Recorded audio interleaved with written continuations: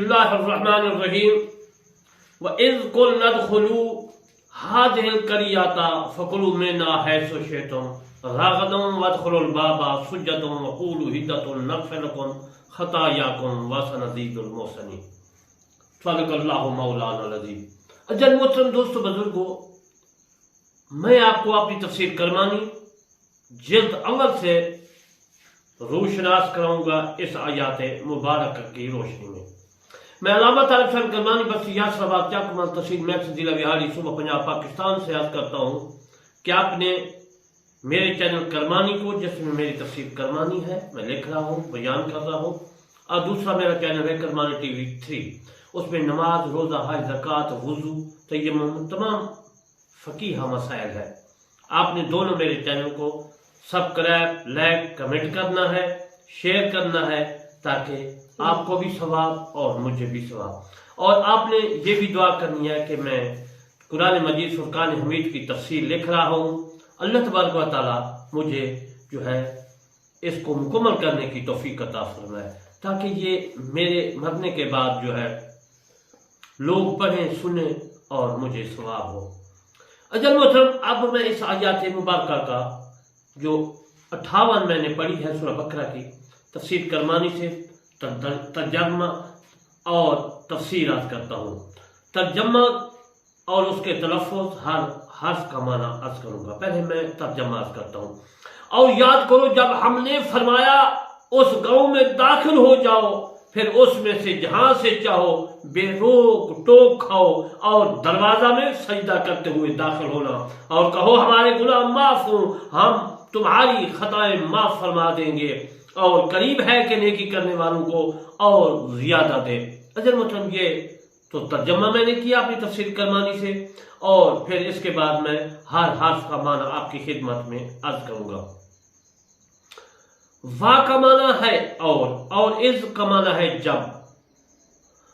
हाज़िही कुलना हमने फरमाया, अदखुलू तुम दाखिल हो, हाज़िही इस ये करिया बस्ती गांव को कहते हैं अरबी में। फकुलू बस खाओ, मिन्हा उससे, हैसो जहां, शे तुम चाहो, रागदन बेरोक टोक, मर्जी से यानी अपनी मर्जी से, बाफरागत।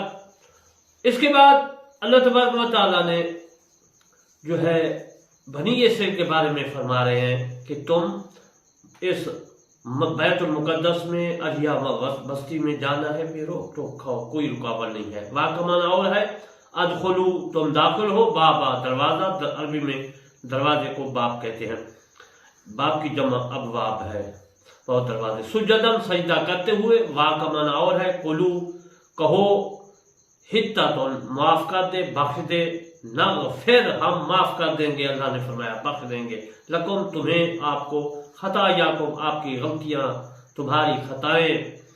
वाह का माना और है सनज़ीदु अन करीब बहुत देंगे, अल मोहसिनीन।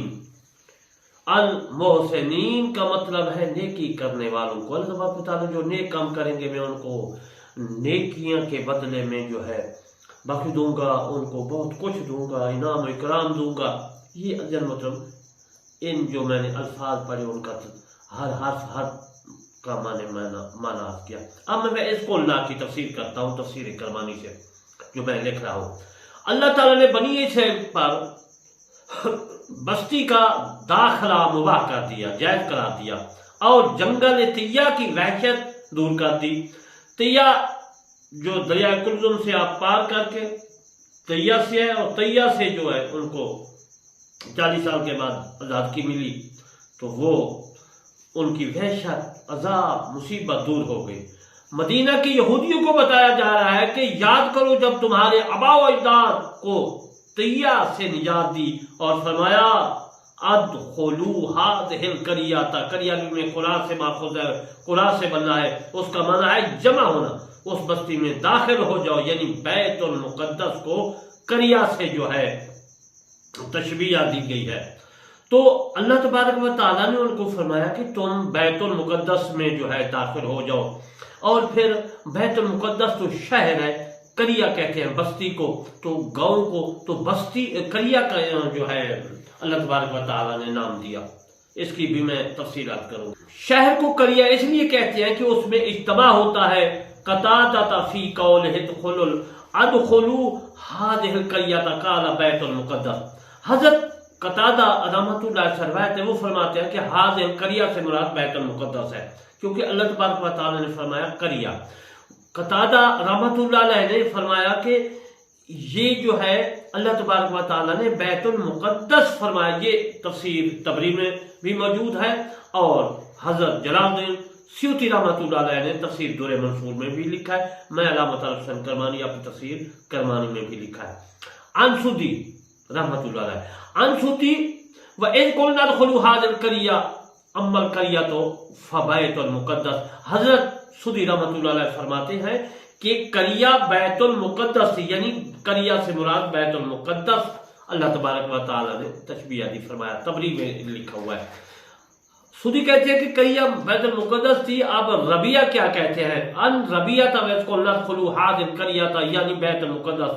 ربیہ رحمۃ اللہ کہتے ہیں کہ یعنی یہ بستی بیت المقدس تھی۔ میں حوالے دے رہا ہوں کہ عربی میں جو اللہ تبارک و تعالیٰ نے قریہ کا لفظ فرمایا ہے، قریہ سے جو ہے کیا چیز تھی، قریہ گاؤں کون تھا، تو میں اتنے حوالے دے رہا ہوں، اس سے ثابت ہو رہا ہے کہ قریہ سے مراد جو ہے وہ بیت المقدس ہے۔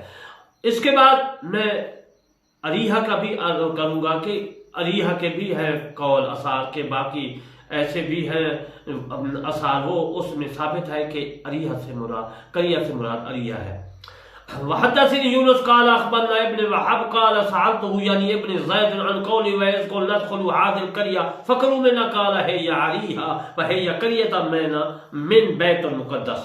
تبری تفسیر تبری میں ہے کہ، اور میں نے پہلے بھی عرض کر رہا تھا کہ اریحہ کا بھی جو ہے تفسیروں میں نام ملتا ہے، قریہ سے مراد وہ ہے اریحہ۔ اریحہ کیا ہے؟ یونس نے اس نے کہا کہ ہم کو خبر دی، وہاب نے یعنی اس نے سوال کیا اس بستی کے متعلق اپنے زید سے، اس نے کہا کہ یہ بستی اریحہ بیت المقدس میں سے ہے، یعنی شہر تو بیت المقدس تھا، اور اس بیت المقدس میں ایک بستی تھی، اس کا نام اریحہ تھا۔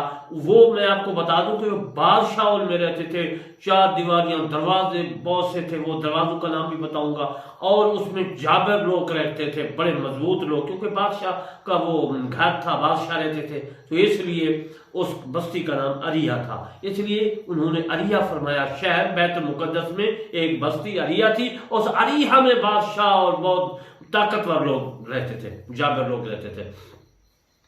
حضرت عبداللہ بن عباس رضی اللہ تعالیٰ عنہ فرماتے ہیں کہ ہذہ القریہ سے مراد مقام اریحہ ہے، اس جو ہے قریہ میں جابر لوگ رہائش پذیر تھے۔ یہ تفسیر خازن میں بھی ہے، حضرت عبداللہ بن عباس رضی اللہ تعالیٰ عنہ کا آثار خازن نے بھی لکھا ہے۔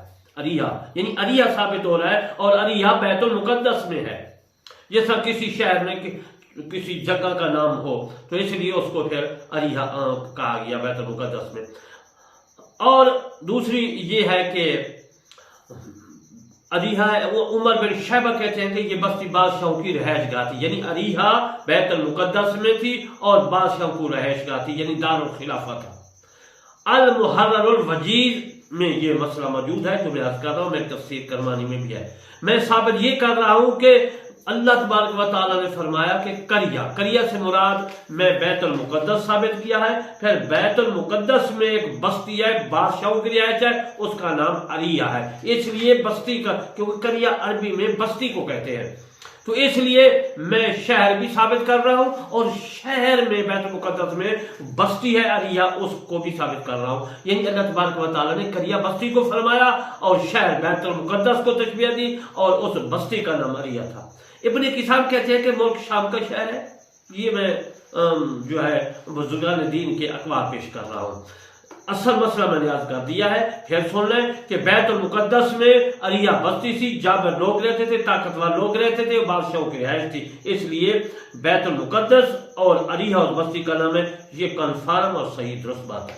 اب میں جو ہے دوسروں کی بات کرتا ہوں۔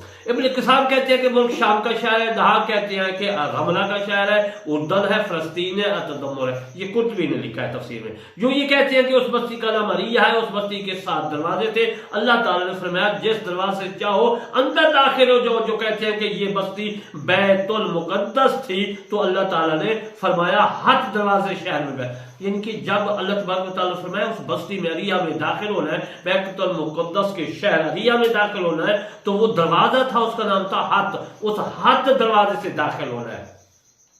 فکلوا منہا، یہ مراد اب آپ کے لیے ہے، اس بستی کو اس بستی کی جو اشیاء ہے استعمال کرو، جتنا چاہو کھاؤ، کوئی روک ٹوک نہیں ہے۔ ایسا شیطان میں اس بستی میں تیہ کی طرح پابندی نہیں ہے اور نہ ہی تیہ کی طرح قید خانہ ہوگا۔ اس کے متعلق جو ہے عزیز المحترم ابن جریر رحمۃ اللہ علیہ نے تفسیر تبری میں لکھا ہے فکولوا منہا حیث شئتم، یعنی بذالک فکولوا من هذه القرية حیث شئتم،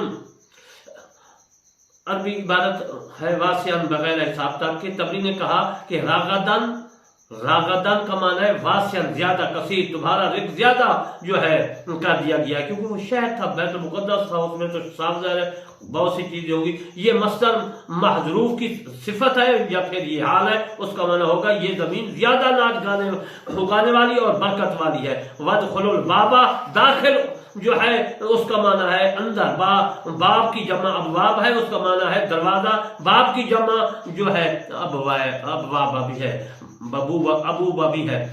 تو عزیز محترم وہ دروازہ کا میں نے باب کا جمع وید بھی بتا دیا اور پھر دروازے کا نام حت بھی بتا دیا۔ اب جو ہے اس دروازے سے مراد بیت المقدس کا دروازہ ہے۔ اللہ تعالیٰ نے فرمایا اے بنی اسرائیل تم اس بستی کے دروازے سے اندر داخل ہو جاؤ، یا قوم ادخلوا الارض المقدسۃ التي كتب الله لكم ولا تردوا على ادباركم فتق، جو ہے اللہ تبارک و تعالیٰ نے فرمایا پارہ 6 میں سورۃ مائدہ میں آیات مبارکہ 21 میں، اسی آیات مبارکہ کے زمرے میں، اے قوم اس پاک زمین میں داخل ہو جاؤ، اللہ تمہارے لیے لکھی ہے، پیچھے واپس نہ ہو، نقصان پر واپس آؤ گے۔ دوسری آیات مبارکہ میں بھی جو ہے ادخلوا الارض المقدسۃ التي كتب الله لكم، داخل ہو اس پاک زمین میں جو اللہ تعالیٰ نے تمہارے لکھی ہے۔ ابن جریر فرماتے ہیں وادخلوا الباب سجۃ اما الباب الذي، تبری نے اپنی تفسیر تبری میں لکھا ہے، اور دروازے کا معنی انہوں نے جو لکھا ہے وہ بھی میں نے عرض کر دیا ہے، اور پھر میں نے آپ کو یہ بھی بتا دیا ہے کہ دروازے کا نام حت تھا۔ یہ مسئلہ آپ نے یاد رکھنا ہے۔ من ابواب بیت المقدس، تبریک فرماتے ہیں، سندی کہتے ہیں کہ وادخلوا الباب سے مراد بیت المقدس کا دروازہ ہے۔ عن ابن عباس قوله وادخلوا الباب سجۃ فإنه أحد أبواب بیت المقدس وهو يدعى باب حتہ۔ حضرت سلیمان علیہ السلام نے، یہ تو آپ سمجھ گئے، اس کی عربی عبارت بھی سمجھ گئے ہوں گے، پھر میں اس کا ترجمہ بھی یاد کر دیتا ہوں۔ وہ ابن عباس فرماتے ہیں کہ جس دروازے سے جو ہے اللہ تبارک و تعالیٰ نے فرمایا وہاں سجدے کا آرڈر فرمایا گیا، وہ بیت المقدس کا دروازہ تھا۔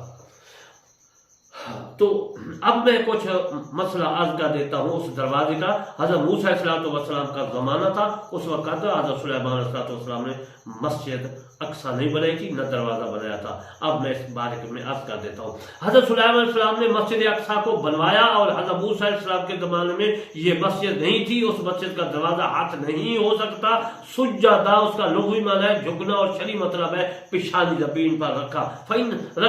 فإن ابن عباس قال، جو ہے تفسیر کرمانی میں میں نے لکھا ہے، اور اس کے بعد میں نے یہ بھی یاد کر دیا، جو میں نے ہاتھ کا دروازہ بولا ہے تو اس میں اختلاف ہو گیا کہ ہاتھ اس وقت دروازہ نہیں تھا، اور مسجد جو ہے اقصیٰ اس وقت موسیٰ کلیم کے زمانے میں نہیں بنائی گئی۔ حضرت داؤد علیہ السلام کے بعد اس کا بیٹا پیدا ہوا سلیمان، اس نے مسجد بنوائی۔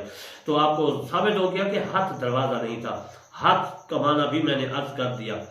حضرت ابن عباس رضی اللہ تعالی عنہ فرماتے ہیں کہ سجدن کا معنی ہے رکوع کی حالت میں، یعنی کہ جھکتے جھکتے جاؤ۔ اور حدتن نغفر لکم، حدہ دروازے کا نام نہیں ہے، حدہ جو ہے وہ اس کی تفسیر انشاءاللہ خیر میں یاد کروں گا۔